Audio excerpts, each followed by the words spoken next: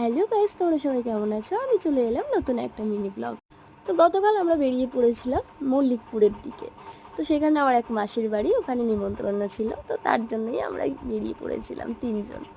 তো দেখো, পাকা রাস্তা ছেড়ে আমরা এখন গ্রামের মেঠো পথ ধরে নিয়েছি। চারিদিকে গাছপালা, গরু ছাগল আর পেখমও এদিকে এসব দেখে খুব আনন্দ পাচ্ছে।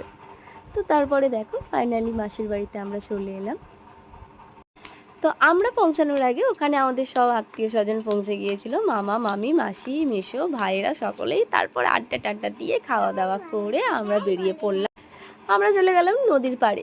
তো মাসির বাড়ির থেকে একদম 5 মিনিটের রাস্তা, মেঠো পথ ধরে আমরা বাইক নিয়ে চললাম। আর সঙ্গে ছিল একদম মেঘলা ওয়েদার, এই পরিবেশের সাথে একদম জমে ক্ষীর হয়ে গেছিলো। তো তারপর দেখো আমরা নদীর পাড়ে চলে এসেছি। ইট ভাটা অনেক বছর পর দেখলাম। আর তারপরে এদিকে তো চারিদিকে গাছপালা আর নদী। তো